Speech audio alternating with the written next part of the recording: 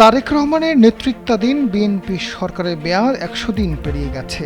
তবে অন্তর্বর্তী সরকারের সময় বাংলাদেশের সঙ্গে ভারতের যেমন সম্পর্ক ছিল তা এখনো আগের অবস্থানে আছে। সম্পর্ক উন্নয়নের ৩ দফা দ্বারস্থ হয়েও বিএনপি সরকারকে খুশি করতে পারেনি ভারত। সম্প্রতি এমন এক প্রতিবেদন প্রকাশ করেছে দ্য হিন্দু। মঙ্গলবার সংবাদ মাধ্যমটি বলছে, তারেক রহমান প্রধানমন্ত্রী হওয়ার আগেই ভারত প্রাথমিকভাবে ২ বার তার দ্বারস্থ হয়েছিল। প্রথমবার এসেছিলেন দেশটির পররাষ্ট্রমন্ত্রী এস জয়শঙ্কর। তিনি সাবেক প্রধানমন্ত্রী খালেদা জিয়ার মৃত্যুতে শোক জানাতে এসে তারেক রহমানের সঙ্গে দেখা করেন।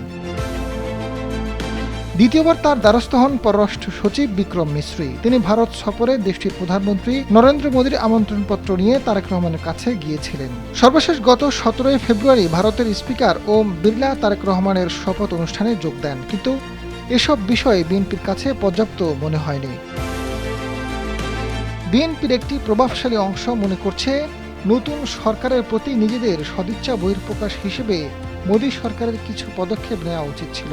অন্তর্বর্তী সরকারের সময় দেওয়া বিভিন্ন বিধিনিষেধ তুলে নেওয়া, বাংলাদেশে পণ্যের জন্য ট্রান্সশিপমেন্ট পুনরায় চালু করা, ব্যবসা, চিকিৎসা সহ সব ধরনের ভিসা পূর্ণমাত্রায় চালু এবং বাংলাদেশি পণ্যের ক্ষেত্রে ভারত তাদের বাজারে যেসব বিধিনিষেধ দিয়েছে সেগুলো তুলে নেওয়া। বিএনপি সরকারের প্রত্যাশা অনুযায়ী ভারত এর কিছুই করেনি এবং এমন সদিচ্ছা দেখায়নি, যার মাধ্যমে প্রধানমন্ত্রী তারেক রহমান সন্তুষ্ট হয়ে ভারতের সঙ্গে সম্পর্ক পুনর্গঠন করবেন। ভারতের কাছ থেকে প্রত্যাশিত বিষয়গুলো না পাওয়ায় তারেক রহমান ভারতের বদলে মালয়েশিয়া ও চীন সফরে যাওয়ার পরিকল্পনা করেছেন বলে হিন্দুর প্রতিবেদনে উল্লেখ করা হয়েছে।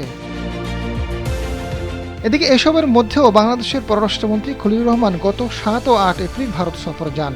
ওই সময় তিনি দেশটির জাতীয় নিরাপত্তা উপদেষ্টা অজিত দোভাল এবং পররাষ্ট্রমন্ত্রী এস জয়শঙ্করের সঙ্গে দেখা করেন। তার সফরের মধ্যে ছিল দুই দেশের সম্পর্ক পরীক্ষা করা, কিন্তু তখন আসাম ও পশ্চিমবঙ্গের নির্বাচনের প্রচারের সময় বাংলাদেশ নিয়ে উস্কানিমূলক মন্তব্য এবং স্বৈরাচার হাসিনার বিভিন্ন বক্তব্য প্রচার দেখা যায়।